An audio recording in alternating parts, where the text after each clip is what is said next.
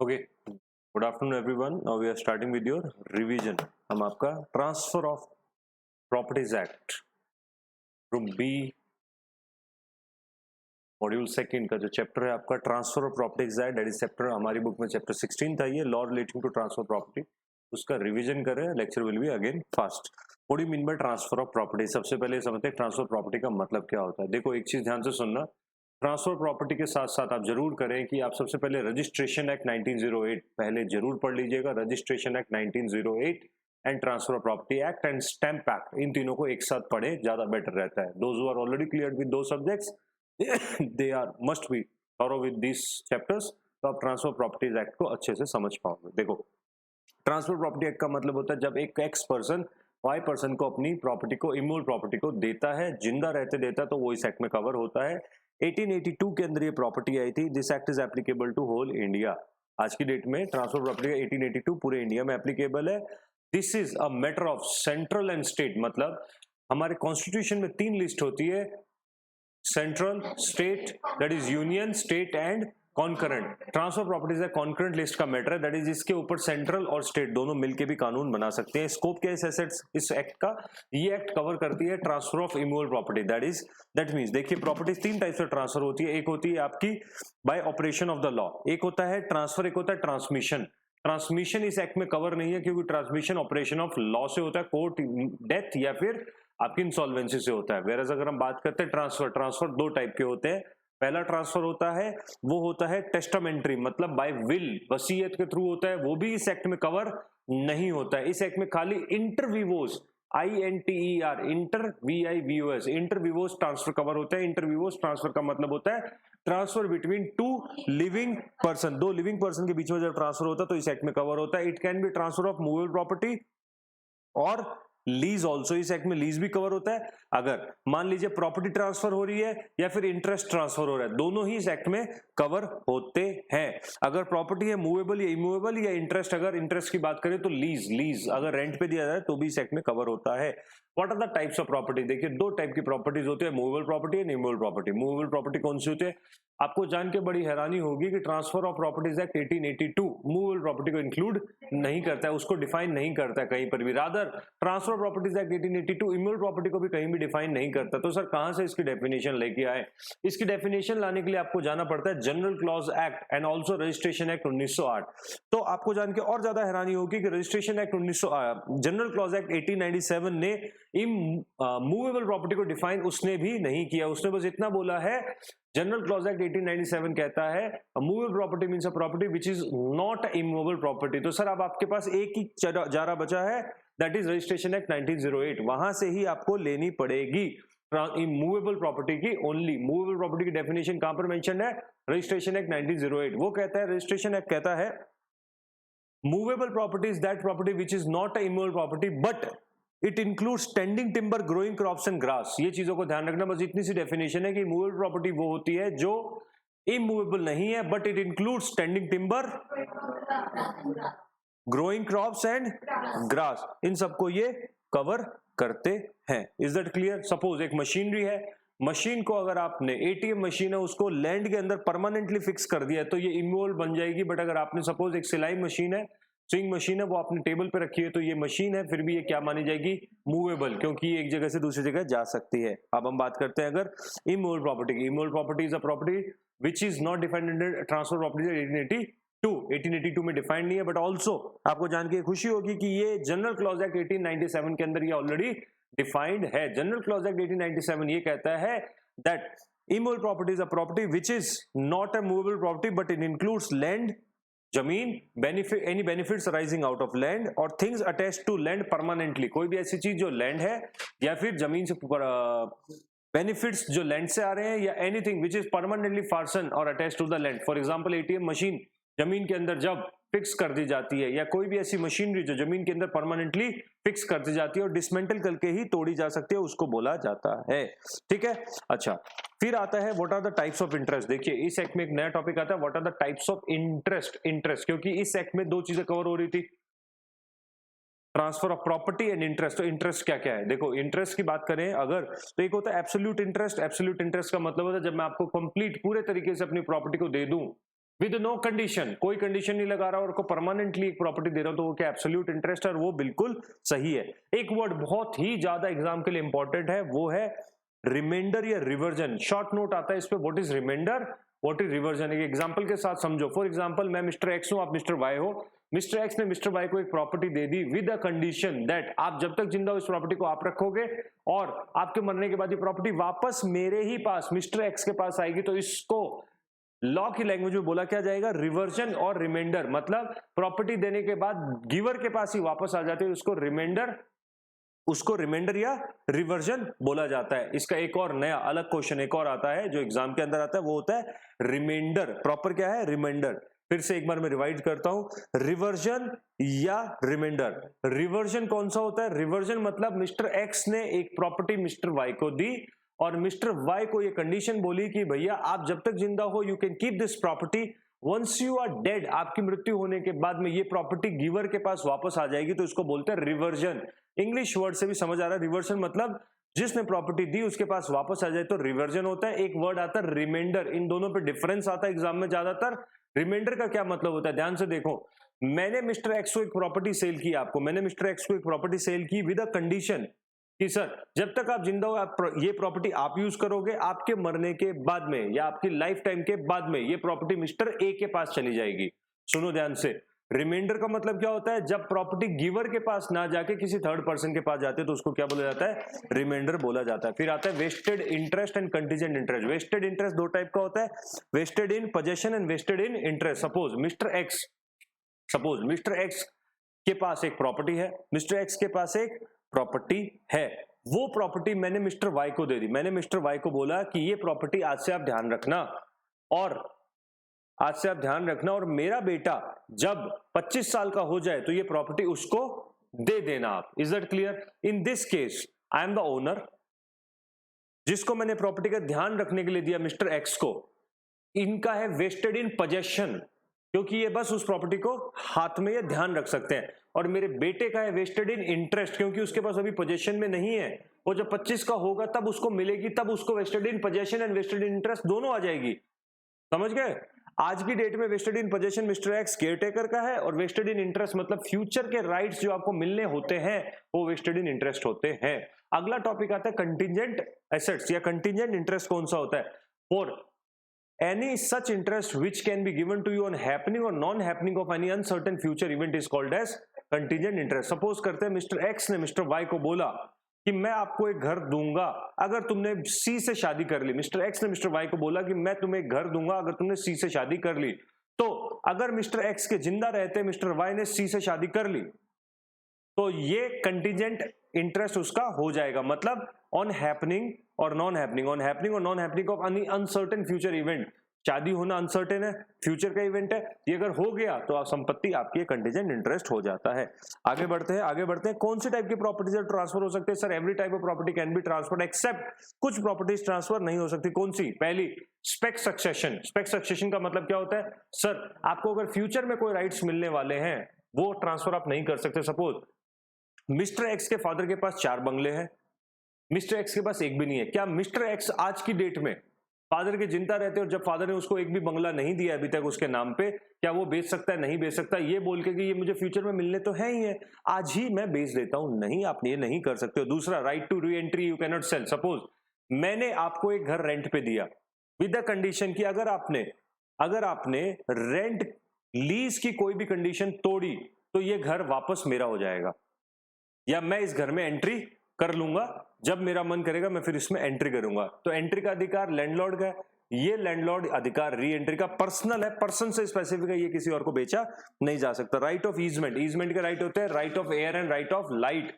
अगर आपके घर पे एक ग्राउंड फ्लोर में रहते हो और फर्स्ट फ्लोर और ग्राउंड फ्लोर के बीच में बाहर का जो बरामदा होता है या आपकी बालकनी होती है जो ग्राउंड फ्लोर के ऊपर की रहती है, एयर जिससे हवा पानी आता है आपका, वो आप तब तक नहीं सेल कर सकते जब तक आप ग्राउंड फ्लोर ना बेच दो। मतलब सर अगर आपको वो एरिया फर्स्ट फ्लोर वाले को बेचना है कि तुम एक कमरा और बना लो, तो आपको उसके पहले क्या करना पड़ेगा, ग्राउंड फ्लोर भी ऊपर वाले को बेचना पड़ेगा। You just can not sell right of light and right of way, वो आप नहीं बेच सकते हो। सपोज करते हैं एक और एग्जांपल, सपोज एक कॉमन स्टेयर्स है हमारी, आपकी और मेरे घर की एक कॉमन स्टेयर्स है। मैं कहता हूं 14 स्टेयर्स है, 7 मेरी 7 तुम्हारी, मैं 7 बेचूंगा। अरे कैसे कर सकते हो?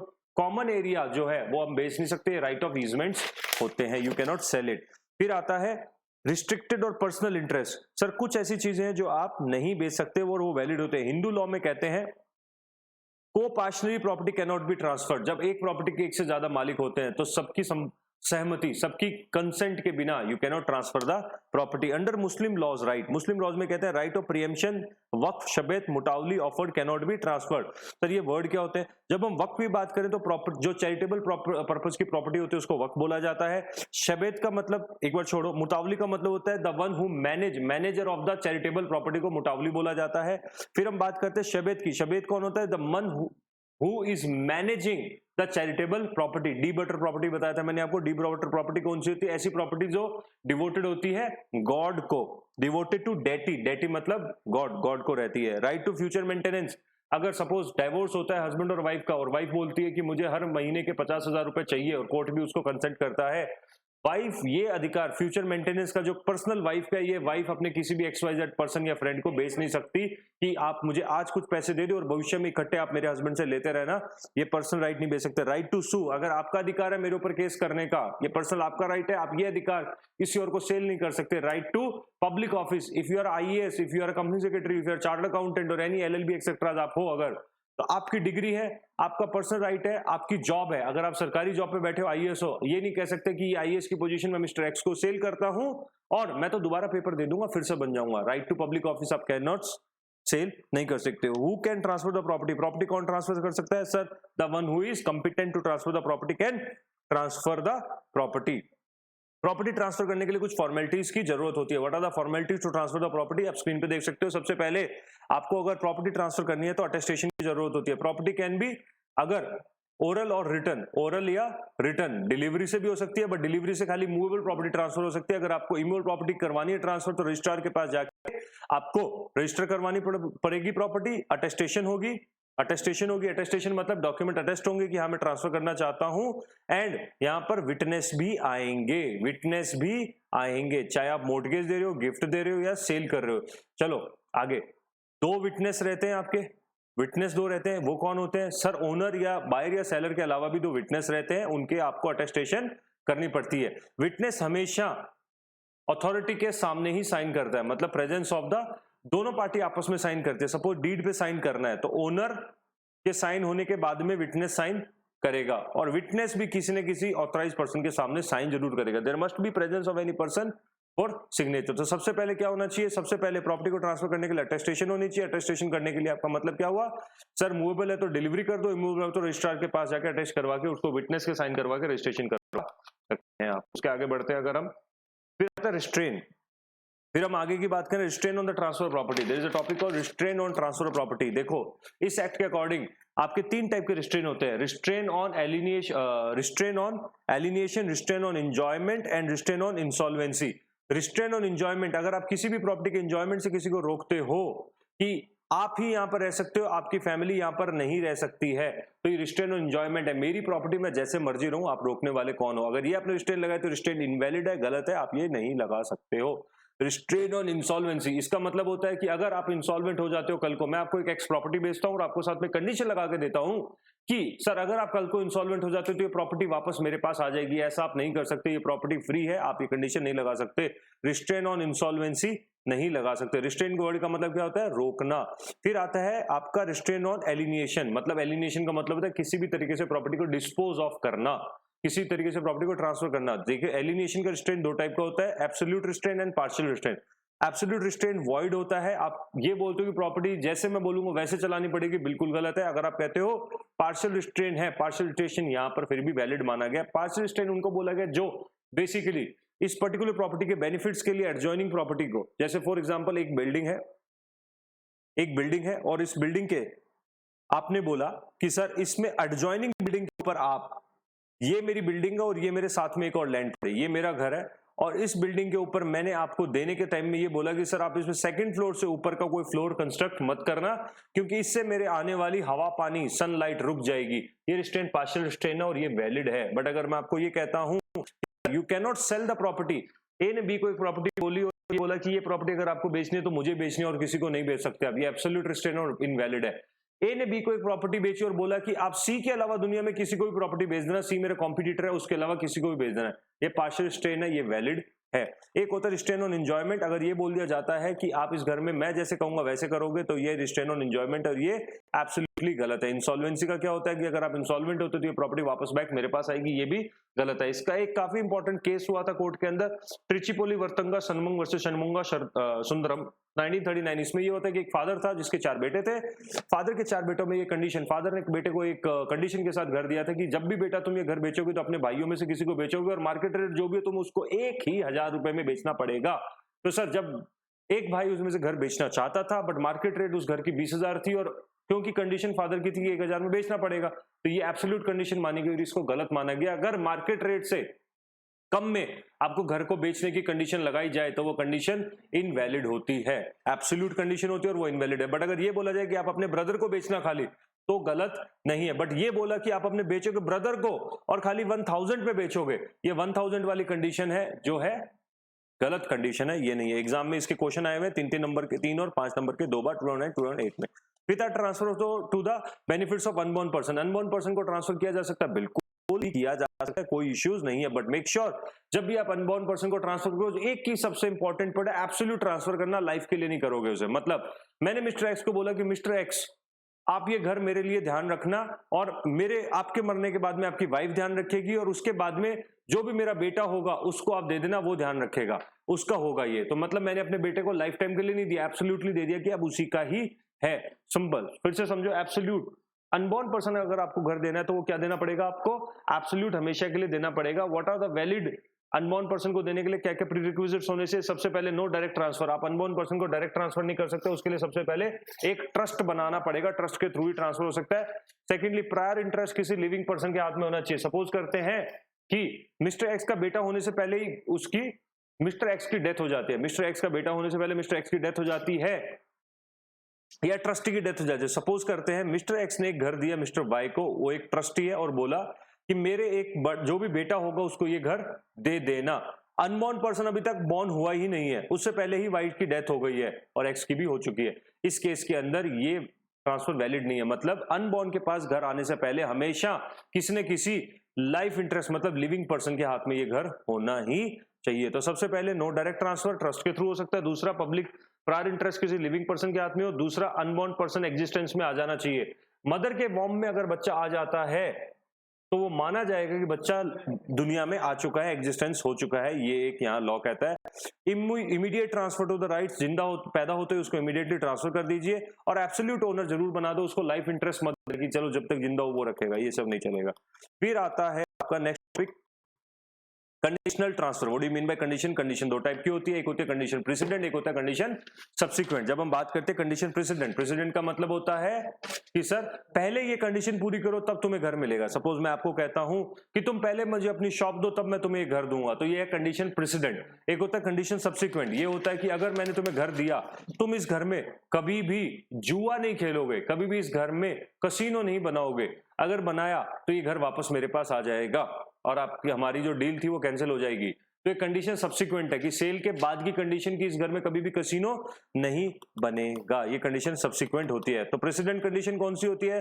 सर जिसके कंप्लीट होने के बाद में टाइटल ट्रांसफर होता है। सब्सिक्वेंट कंडीशन कौन सी होती है? सर ट्रांसफर पहले हो जाता है, वो कंप्लीट बाद में होती रहती है।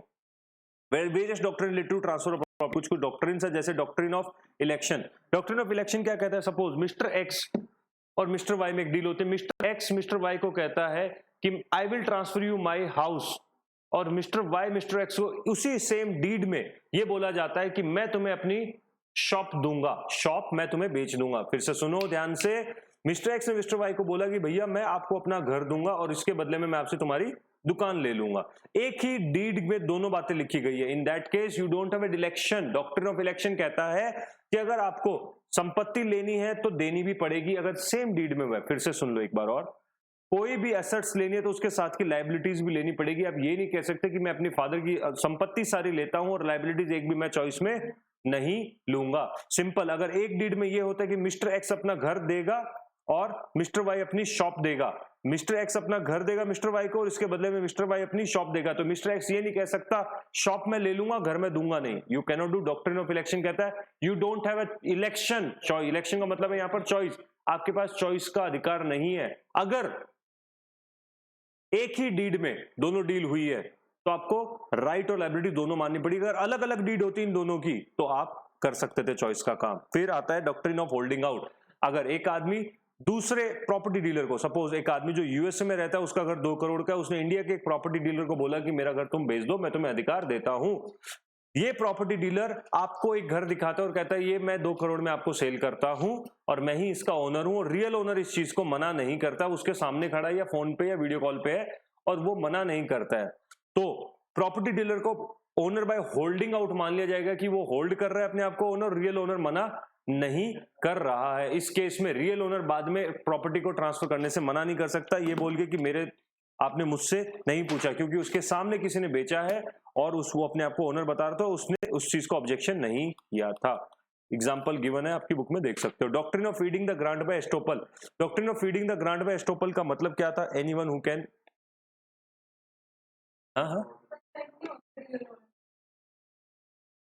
फादर की अगर सपोज सुनो, एक मिस्टर एक्स जो है, आपने नेक्स्ट पेज पे एक एग्जांपल है बहुत अच्छे से समझ आएगा। ए एक हिंदू लड़का है जिसके फादर है बी, उसके फादर के पास 3 घर है ए बी सी, उसके फादर के पास एक्स वाई और जेड 3 प्रॉपर्टीज है। बी जो सन है इसने ये तीनों ही प्रॉपर्टीज, ये इसको 2 प्रॉपर्टीज के फादर ने लड़ाई करने की वजह से ए को दे दी कि आज से ये तेरी है और आपसे हमारा कोई रिलेशन या व्हाटएवर, अब तू झगड़ा नहीं करेगा। एक्स और वाई प्रॉपर्टी उसको दे दी, जेड प्रॉपर्टी अभी भी मिस्टर फादर ने अपने पास रख ली। ए जो सन है इसने ये सारी की सारी प्रॉपर्टीज किसी एक मिस्टर पी को सेल कर दी। मिस्टर पी को इसने सारी प्रॉपर्टीज सेल कर दी। कौन सी? ये और ये भी सेल कर दी साथ साथ में, जो इसकी थी भी नहीं। अब doctrine of feeding the grant by estoppel क्या कहता है? जब फादर की डेथ के बाद में जेड वाली प्रॉपर्टी मिस्टर ए के पास आ जाएगी, अभी तक तो ये ए के पास आई नहीं थी, ए ने ऐसे ही बेच दी बिना ओनर होते हुए भी। जब ए के पास फादर की डेथ के बाद ये प्रॉपर्टी आ जाएगी तो ये प्रॉपर्टी ए को पी को डिलीवर करनी पड़ेगी। Doctrine of feeding the grant by estoppel. Doctrine of fraudulent transfer क्या कहता है कि सपोज मिस्टर एक्स के पास 1 2 3 4 घर है, मिस्टर एक्स के पास 4 घर है। मिस्टर एक्स के पास कितने घर है?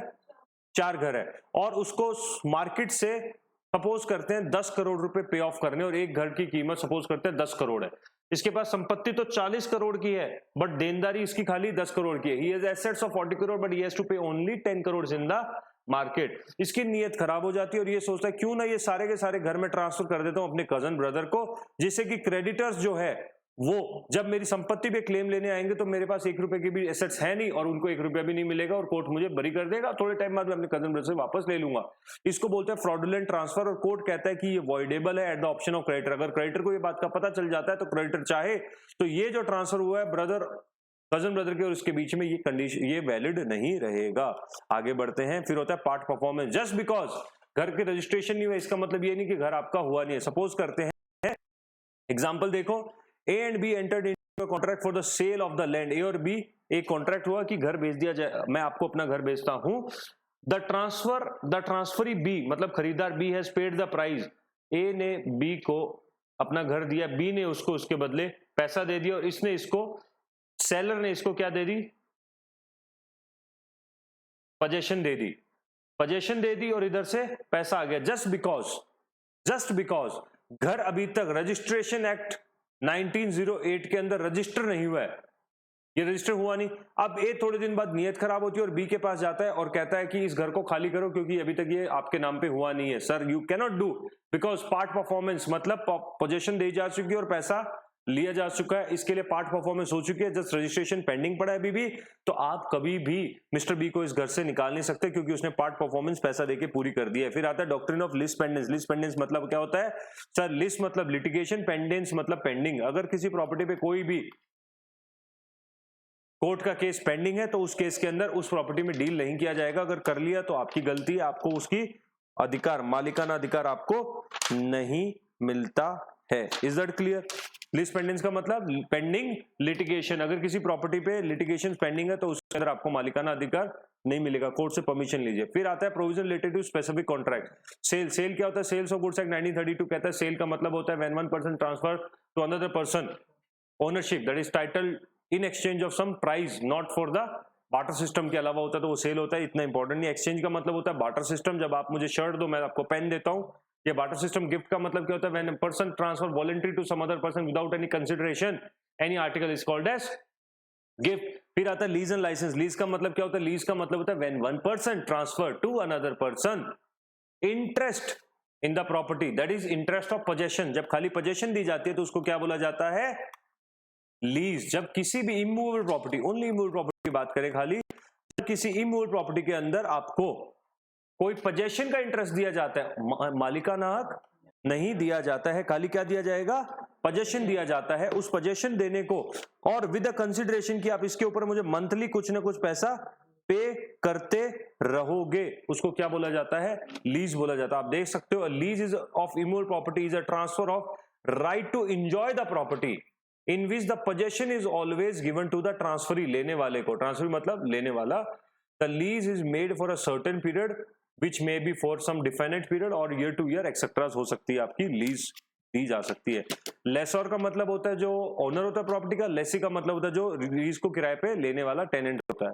Is that clear? फिर इसके बाद में डिफरेंस आता है लीज एंड लाइसेंस। लाइसेंस क्या होता है? Licence is basically just right to use, right to use का होता है, वेयर एज लीज होता है राइट टू पोजेशन, लाइसेंस होता है राइट टू यूज। इसमें ट्रांसफर ऑफ इंटरेस्ट हुआ जाता है, लाइसेंस में कोई ट्रांसफर ऑफ इंटरेस्ट नहीं। एग्जांपल मैंने रेगुलर लेक्चर में आपको दिया किसका? पिज्जा हट का। सपोज आप एक पिज्जा हट के, सपोज हमारा एक पिज्जा हट का आउटलेट खुला हुआ है, पिज्जा हट के आउटलेट के जो घर है, जो जमीन है, जो ऑफिस है, जो दुकान है, वो मैंने उसको दी है किराए पे, तो वो तो होगा लीज में आएगा।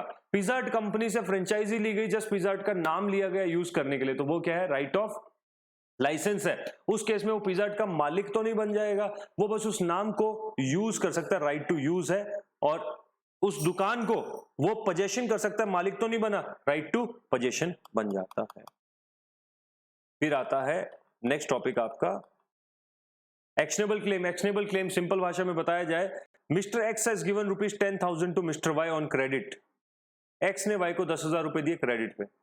ये 10,000 रुपए जब एक्स का एक्शनेबल क्लेम है, मैंने आपको 10,000 रुपए क्रेडिट पे दे दिए, ठीक है, तो ये 10,000 मेरी आपसे रिकवरी करनी है, अलाउड है मुझे, ये मेरा एक्शनेबल क्लेम है। जब किसी से भी डेट ड्यू हो और वो आपको वापसी लेना हो, जो सिक्योर्ड नहीं होना चाहिए, बस अनसिक्योर्ड डेट, अनसिक्योर्ड उधार is a actionable claim, short में बताया जाए।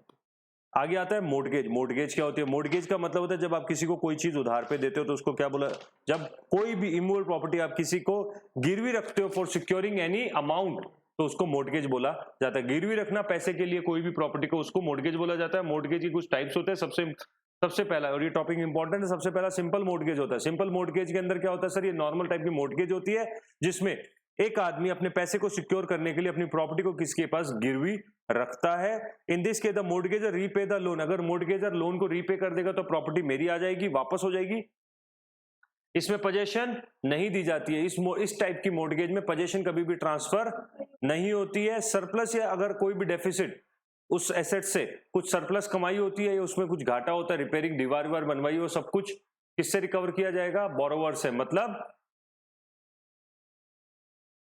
ठीक है, इसमें आप कोर्ट को इंटरवीन करवा सकते हो। फिर आता है mortgage bye conditional cell. Conditional cell वाली मोर्टगेज क्या होती है? जब आप एक बार कंडीशनल सेल कर देते हो, जिससे भी आप पैसा उधार लेते हो, उसको बोलते हो कि ये घर मैं तुझे कंडीशनली दे रहा हूं, जब मैं तुझे पैसा वापस दे दूंगा तो तुम ये घर मुझे वापस दे देना। ये है मोर्टगेज बाय कंडीशनल सेल। फिर होता है English mortgage. English mortgage not any type of mortgage, basically mixture of simple mortgage and conditional mortgage. जिसमें ये बोला जाता है कि आपको बस डिफरेंस इतना आ जाता है कि यहां पर कंडीशनल की बजाय एब्सोल्यूट ट्रांसफर कर दिया जाता है और ये बोल दिया जाता है कि जिस दिन मैं पैसा तुम्हें दूंगा उस दिन ये प्रॉपर्टी तुम मुझे वापस बेचोगे और तुम्हें उसी रेट पे जो प्री डिसाइडेड रेट है उसमें बेचनी पड़ेगी, नहीं तो मैं कोर्ट चला जाऊंगा, और अगर मैंने पैसा नहीं दिया तो ये प्रॉपर्टी तुम्हारी है और तुम्हारी ही रहेगी।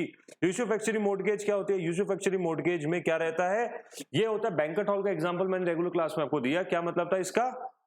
कि सर आपको मैं अपना बैंक्वेट हॉल देता हूं, आपको बोलता हूं कि इस बैंक्वेट हॉल के अंदर मेरे पास जमीन है बट मेरे पास इसको रिनोवेशन के पैसे नहीं है, मैंने आपको बोला कि 50 लाख रुपए लगेंगे रिनोवेशन में, इसको रिनोवेट करवा दीजिए आप। आपने कहा इंटरेस्ट, मैंने कहा I can't give the interest, तो आपने कहा 10 लाख रुपए का इंटरेस्ट बनेगा, मैंने कहा ठीक है, टोटल 60 लाख हो गए, 50 लाख का प्रिंसिपल, 10 लाख का इंटरेस्ट। एक काम करो, इसको पूरा बना दो अच्छे से और इसको तुम रखो पोजेशन में, keep it with you.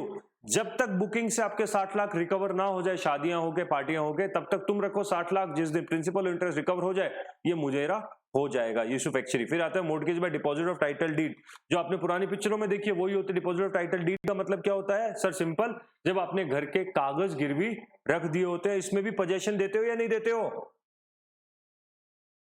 Possession नहीं, इसमें पेपर दिए जाते हैं। अगर आपने रीपे नहीं किया तो उसके बाद में कोर्ट का इंटरवेंशन करवा के हम आपसे खाली करवा सकते हैं। फिर आता है एनोमेलियस मोर्टगेज। इसका मतलब क्या होता है सर? एनोमेलियस मोर्टगेज का मतलब क्या होता है? एनी मोर्टगेज जो अभी तक हमने बातें की ऊपर, इंग्लिश मोर्टगेज, कंडीशनल, सिंपल या यूसुफैक्चरी और एनी टाइप ऑफ मोर्टगेज, अगर कोई भी ऐसी मोर्टगेज जो किसी भी ऊपर की डेफिनेशन में नहीं आते तो वो मोर्टगेज किस में आएगी? इसमें आती है। फिर आता है फ्यूजन मोर्टगेज। फ्यूजन मोर्टगेज का मतलब क्या होता है? अगर एक प्रॉपर्टी 10 करोड़ की है, इस पे आप ऑलरेडी 7 करोड़ रुपए इसको गिरवी रख के ले चुके हो, और ये तो हो गई सिंपल या कोई भी टाइप की मोर्टगेज। अगर इस प्रॉपर्टी पे अभी भी आप सेकंड टाइम 2 करोड़ रुपए और लेते हो गिरवी रख के, आप इसी प्रॉपर्टी पे और दोबारा लेते हो 2 करोड़ रुपए गिरवी रख के, तो ये सेकंड वाली क्या है? फ्यूजन मोर्टगेज मानी जाएगी। Thank you very much. इसी के साथ ये चैप्टर खत्म हो जाता है।